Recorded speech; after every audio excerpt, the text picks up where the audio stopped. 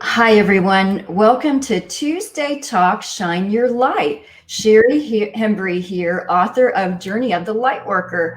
I have a really amazing, wonderful guest today, Don Miguel Ruiz Jr.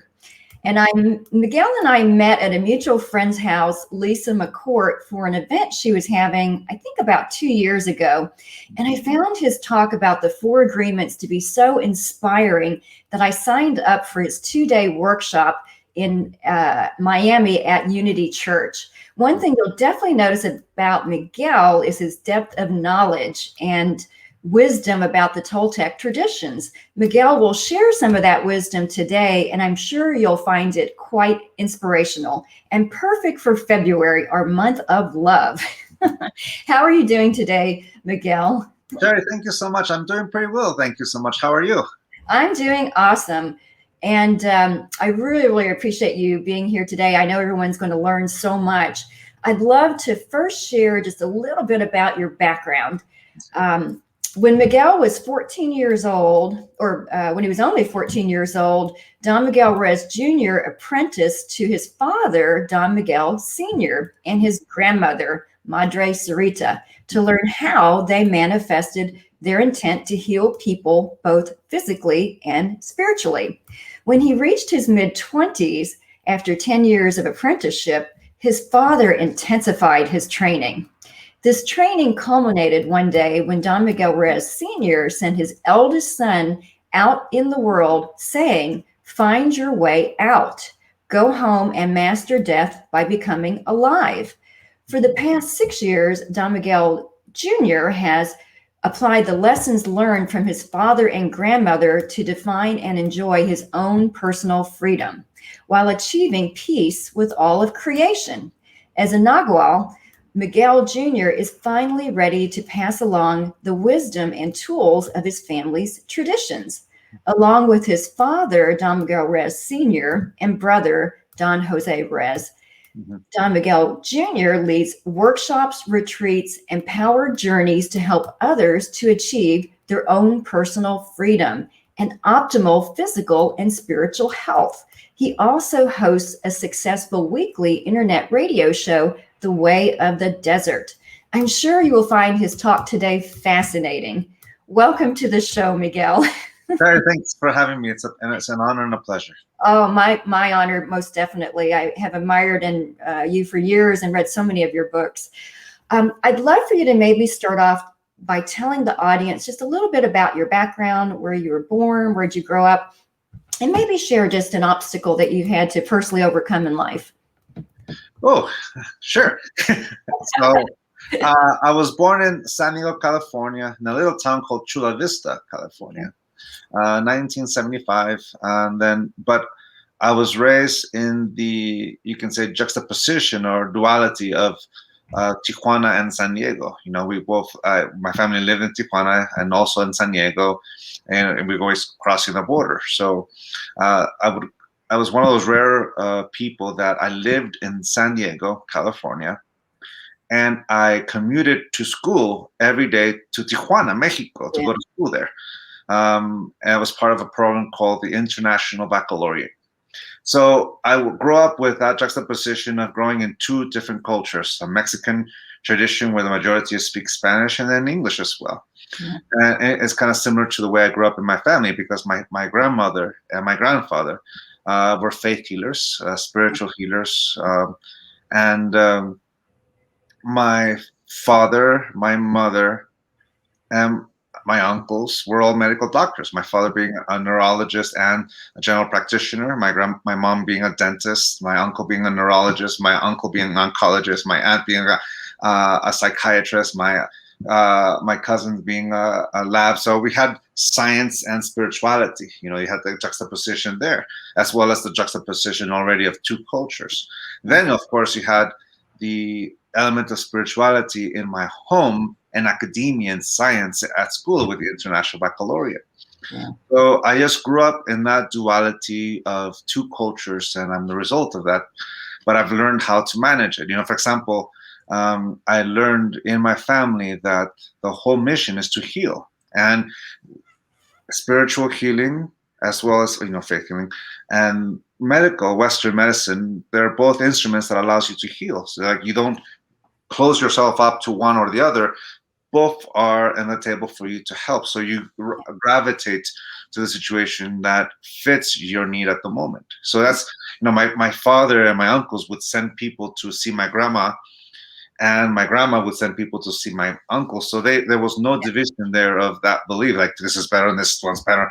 No, this is the instrument they chose to use to heal. At one point, my father switched sides and he went from being a medical doctor to practicing our family tradition. And the very first thing he did was to clean up the tradition. He let go of a lot of the superstition. So you can say that my Toltec tradition comes from both my grandmother and grandfathers and the stories of the ancestors, as well as the cleaning up of that tradition by my father using what he calls common sense language. You can say that's the root of the four agreements.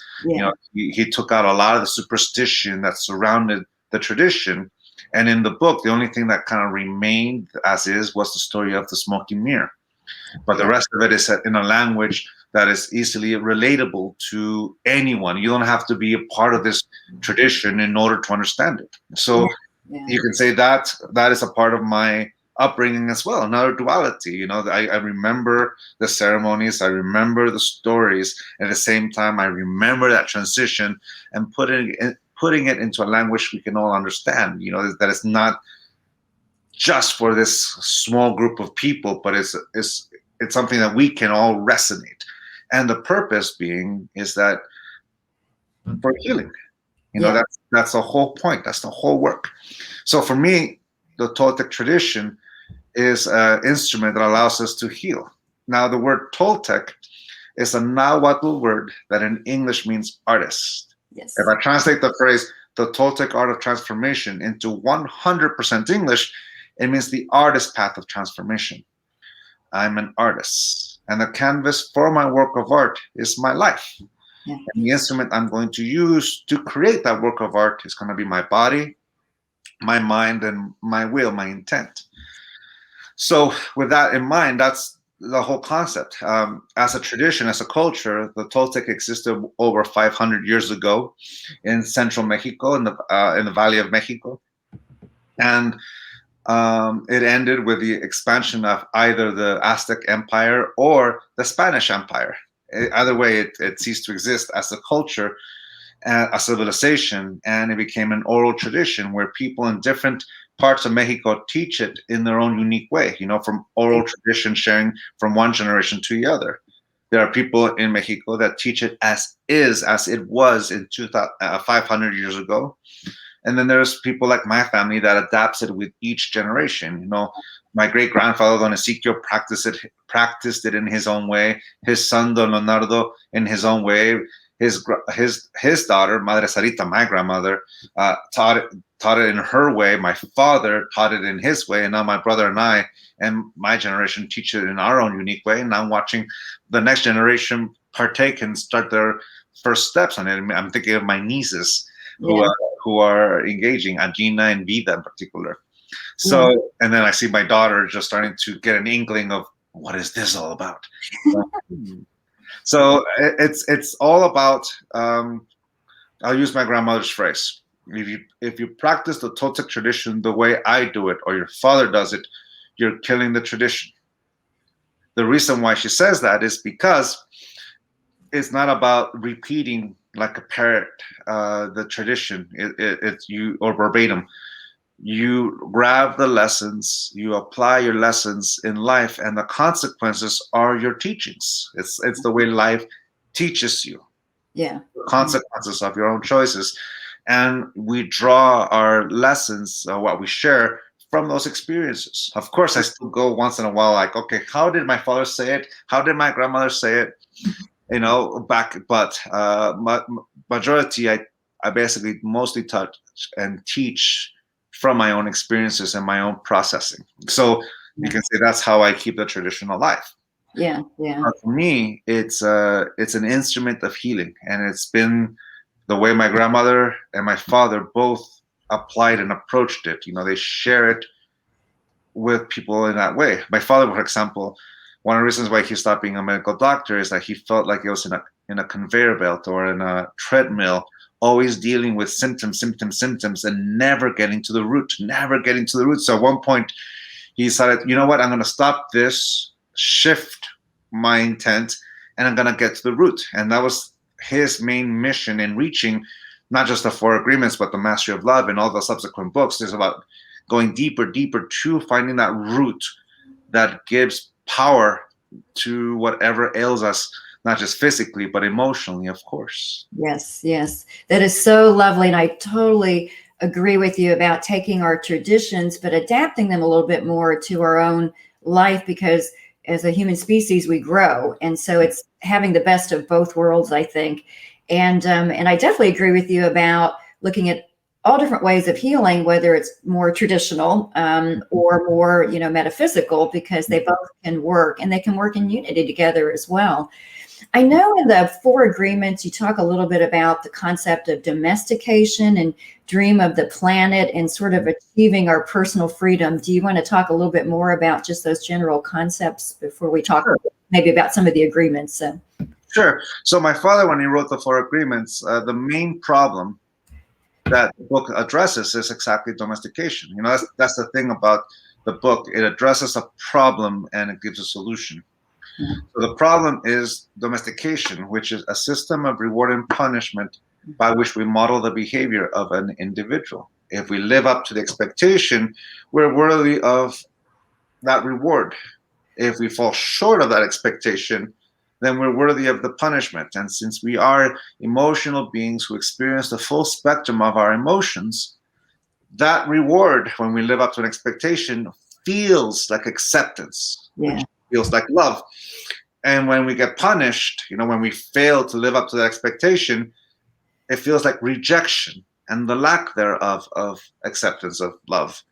And this is the way we've learned conditional love. I love myself if I live up to this image that doesn't exist, but I have to live up to it anyways in order to be worthy of love. I love you if. And that's the problem, that not only subjugates our will, but it makes us reject ourselves as well as others. For example, hello, my name is Don Miguel Ruiz Jr.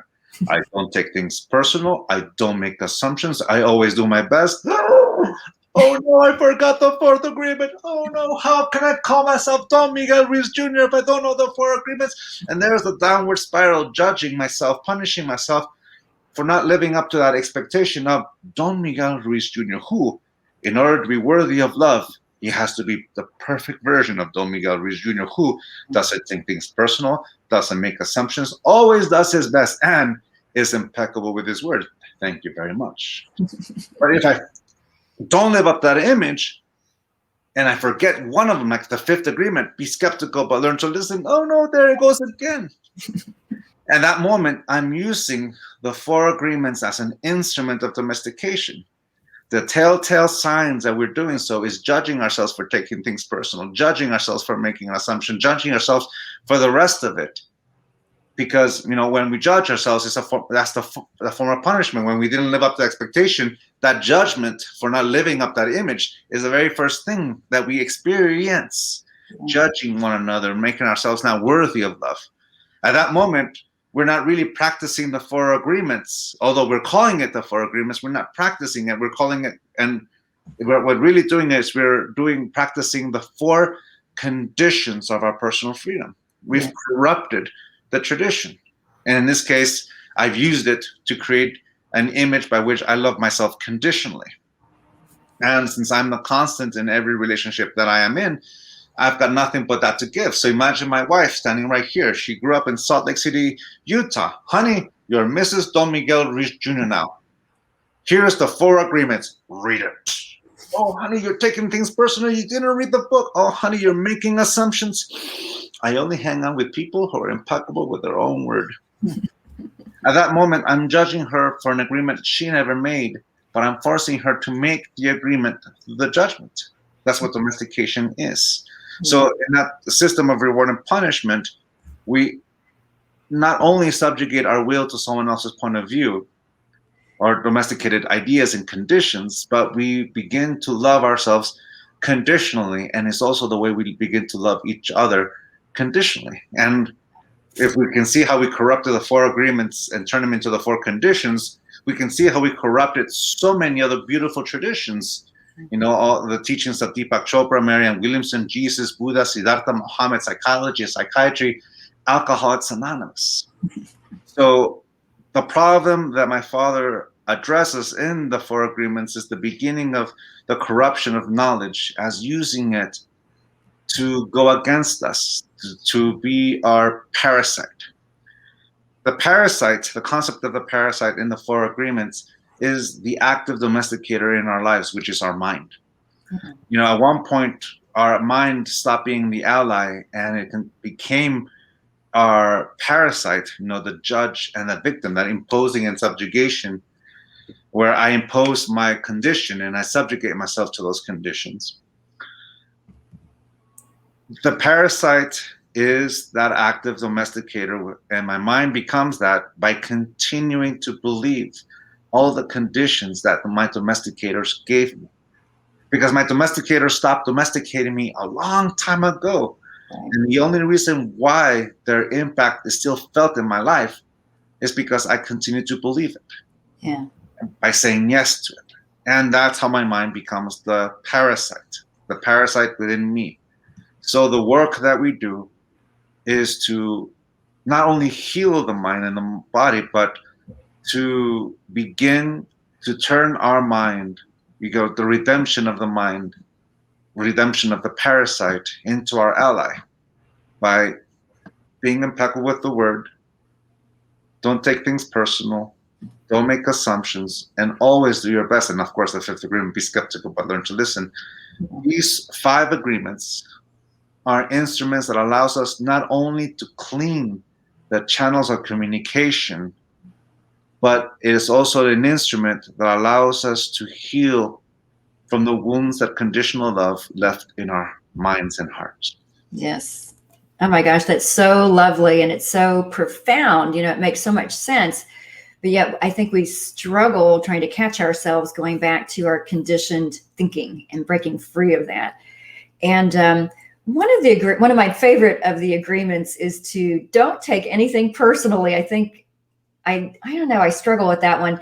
Mm-hmm. And I work on that constantly. Any advice you can offer there on that particular agreement? Sure. Well, you know, how can I make this short? All right. To me, taking things personal comes with accepting one truth. I only control to the tips of my fingers. If you were to put your finger up here like this, it can say that I don't control your will. I don't control your perception. You do. You only control to the tips of your fingers, which means you also don't control my will. You don't control my perception. I do. It's like 2 people come together. So imagine 2 people put their fingers like this, where both people acknowledge the truth of I only control to the tips of my fingers, which means every relationship exists for as long as we both say yes. If one of us changes that yes into a no, it ceases to exist, which means every relationship only exists while 2 people say yes to one another. And those 2 people have free will and have their freedom of their own perception. To respect you, for example, is to respect your no. Your no is just as powerful as your yes. It's like learning to say namaste. In order for me to learn to say the sun in me honors the sun in you, I first learned to honor my own sun and what it feels like to honor that sun, which to me is the equivalent of saying, in order for me to honor your no, I first learned to honor my no. So that I know that my no is just as powerful as my yes, which means I respect my will. And from that respect is the thing that I'm able to give you, that respect.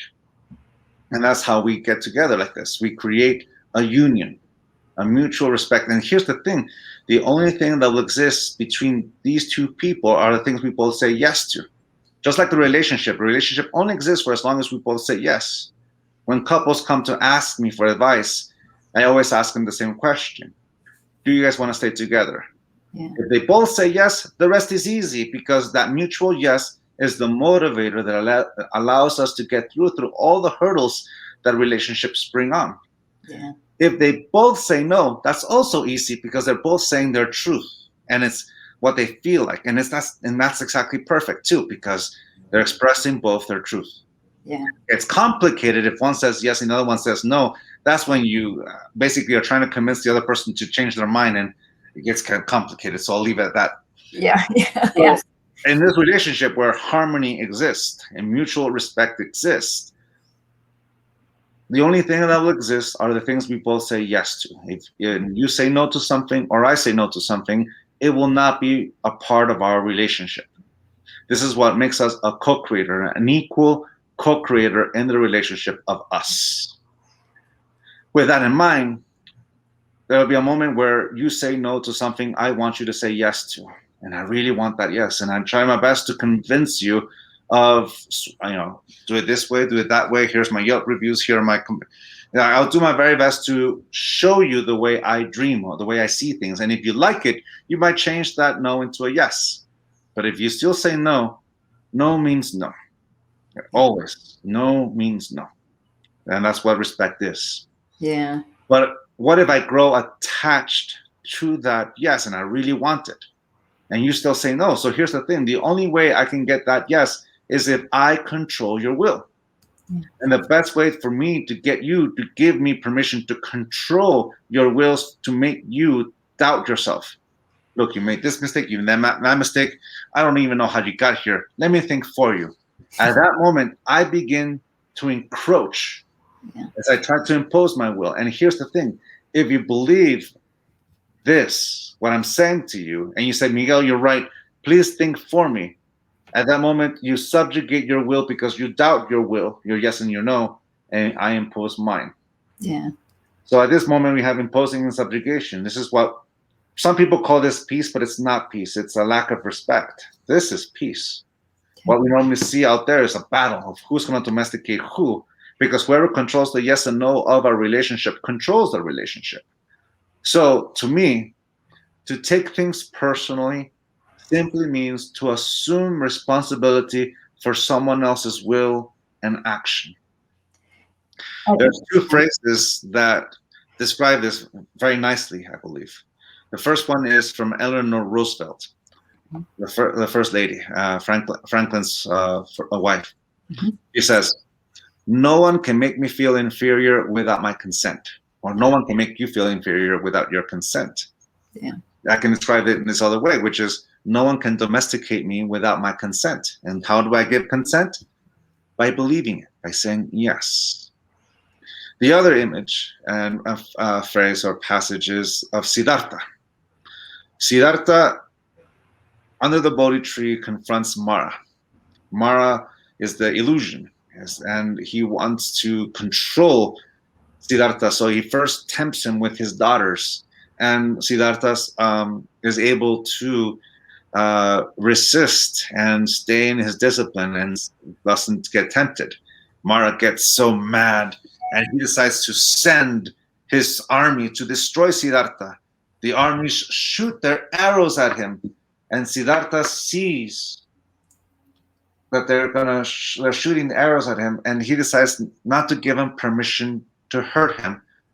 So he turns them all into roses. And that's when you can say he became the Buddha, the moment that Mara had no control over him, and he let go of the illusion. Or you can say he let go of the conditions by which he was subjugated. So with that in mind, you can combine together is that do not take things personal simply means do not use someone else's word to reinforce your own domestication. Yeah. To no longer use someone else's will to trigger your domestication. And more importantly, one of the reasons why we domesticate other people is we're afraid of the no. We don't want the no, so in order to, whoever's more afraid of the no is the one who's going to subjugate the other. Or be subjugated by, like give them permission. Sometimes, because this is also control. So sometimes you have to ask yourself who's more powerful, the alpha or the beta. In my view, the beta is more powerful than the alpha, because the beta doesn't have to do anything, and that makes the alpha gives the alpha the illusion of control. And that's all it is. Whenever we think we have power over, it's just an illusion because the other person has given permission. So How not to take things personal? It simply is by not assuming responsibility for someone else's will, but at the same time, not using that person's perception to reinforce my own domestication. For example, if someone says to me, Miguel, I'm not attracted to you. I'm thinking of myself in my teens and in my 20s, before when I was a single man. And even now, my wife has every right to change her mind at any given moment. That's what makes it a relationship. She's free to change her mind. If she, or just like my exes, at one point says, Miguel, I just don't like you, they're telling me the truth. This is how they feel. This is how they experience it. Now, here's the thing. They're sharing their truth with me. The way I take it personal is that I use their truth to reinforce whatever domestication I have. For example, if I really believe Dean Martin when he says, you're nobody till somebody loves you. You're nobody till somebody cares. If I believe that phrase of those lines of that song, then I let that belief impact my life. It's like the equivalent of letting that arrow hit its target. Yeah. And now my wife or my ex-girlfriends in their moment share their truth with me, and I'm going to use their truth to reinforce something that has nothing to do with them. That's the irony of this. I'm using it to subjugate myself into saying I'm not worthy of love. Yeah, absolutely. And it's the same thing. Like if I really believe the image of the Mexican macho, then I'm not, then that also gets in the way. Yeah. So for me, that's the thing, is that I've learned, because it used to be my biggest agreement as well for me to follow until I became aware of that truth. Yeah. And it starts with accepting the truth. I'm Miguel Ruiz, take things personal. Just like I am sometimes not impeccable with the word. Sometimes I'm not. I do make assumptions. Sometimes I'm not skeptical at all. I buy a hook, line, and sinker. And sometimes I don't do my best. Just ask my wife. She is my witness. It is the moment where I stop pretending to be something I am not, and I accept the truth. And once I accept the truth, well, it will set me free. And the freedom is to change path. Yes, yes. Oh, that's so wonderful. I love your explanation there. And February, of course, is kind of our month of love, as I like to look at it. And I'd love to just briefly talk about your book, The 7 Secrets to Healthy, Happy Relationships. And that's kind of a perfect segue. Can you share maybe one of your favorite secrets from that book? The secret of healing. To me, that's the purpose. They can say that, the book itself, we had a working title. The title changed, but it used to be called the Soul of Intimacy. And the way intimacy works is that it requires trust. Love blossoms where trust exists. But in our lifetime, we've had so many experiences that we've gotten our heart broken. We feel betrayed. We felt the sting of someone changing their yes into a no, and we close ourselves. So the 7 secrets, the first 3 are the fundamental, which is freedom, commitment, and awareness. To me, that's the commitment to myself, and that I take care of me. I'm the constant in every relationship, and from there, the freedom of being able to say yes and no with complete freedom of life, and the awareness of self. And at that moment, for me, leads to the point where I admit to myself of the truth that I am wounded. What triggered me to have those wounds? And to me, what I've learned after all these years of working is that we heal with our own permission. Yeah. If we don't give ourselves permission, we won't heal. So for me, it's the whole point of doing all the work that allows us to let go of those things that prevent us from healing. So I begin to know the difference between guilt and remorse. I get to know what the difference is about accountability and consequence and compassion for self and others. So you can say, when when Heather Ash asked me to join her in this particular project, I just finished a journey within myself in my life where I healed the relationship with my first love, and now we're friends.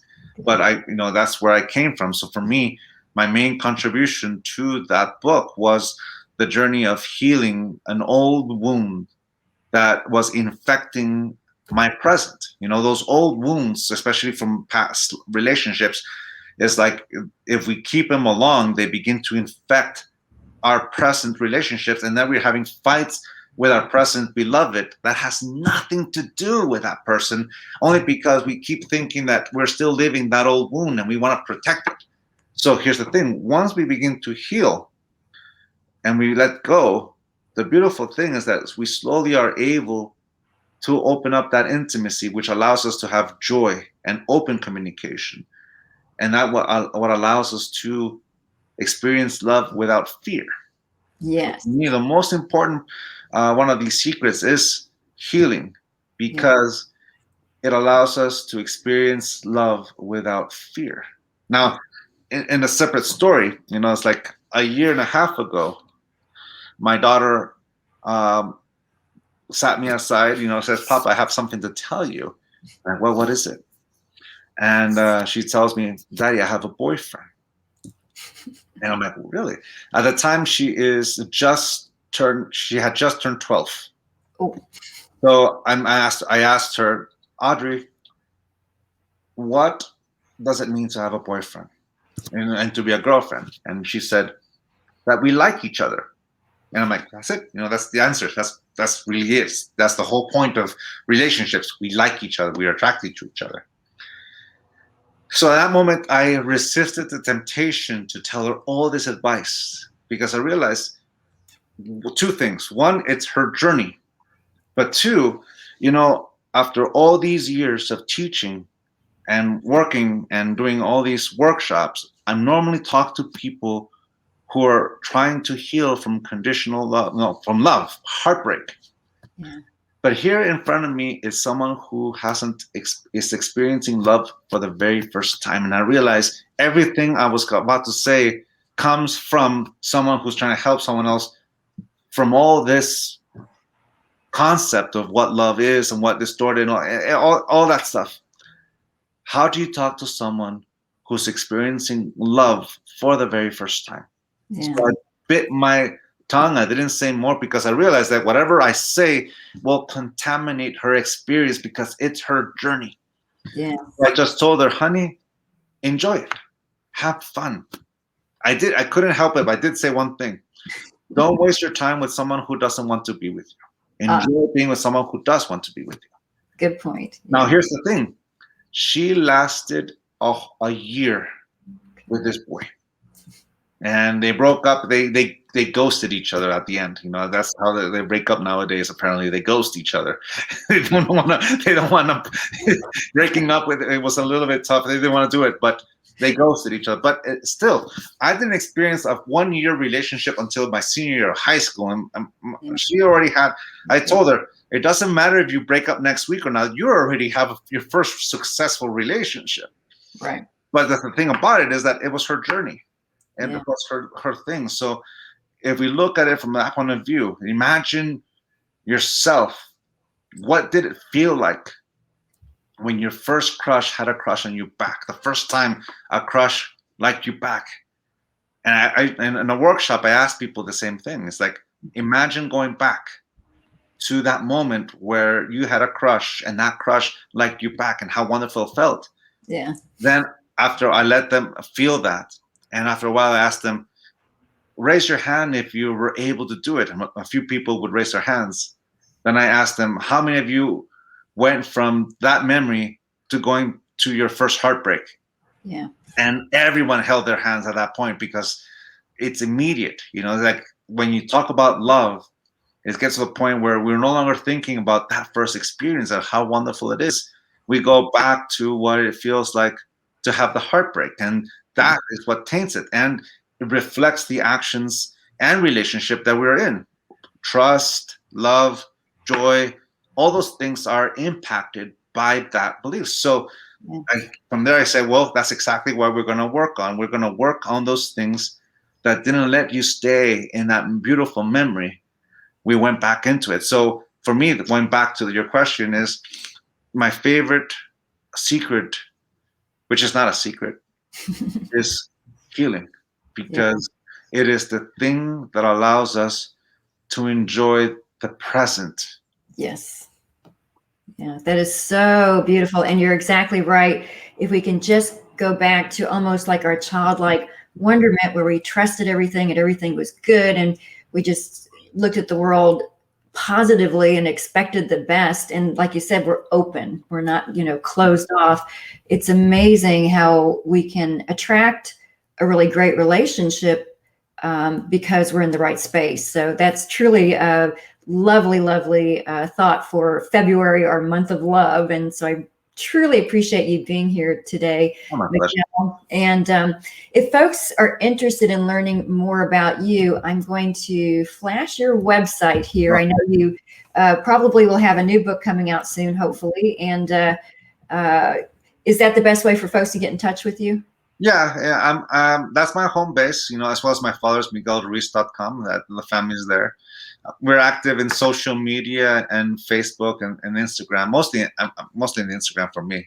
Facebook gets really, I get swamped, And I'm on Twitter and in what's the other one? But Instagram is the easiest one to manage, so that's the one. But awesome, good. Yeah. Well, and I'm going to just quickly flash my website, ShariAHembry.com. If anyone has an interest in checking out my novel, Journey of the Lightworker, it is for sale with links to Amazon and Barnes & Noble. If you sign up for my newsletter, you will get 3 free meditations. And Miguel, thank you so, so much for all of the amazing wisdom that you've shared today. I know folks were inspired. I feel their hearts opening this very moment, and it truly has been a pleasure to have you here today. Oh, it's my pleasure. It's my honor, and just remember what John Lennon says: "I'm in love for the first time." Yeah. And imagine every relationship we're in. It's like, even if you've been in a relationship for 17 years, yeah, it's brand new, because the person you are and the person you're with, it's life in a totally different stage. Yeah. Explore it, and being able to let go of that perception allows us to see who is in front of us. So it's not about getting to know men or women. It's about getting to know the person that's in front of you. And that starts by getting to know the person that is you. Yes, absolutely. Thank you so much. And everyone, please remember to shine your light in the world this week, because we need you. Namaste, everybody. Bye-bye.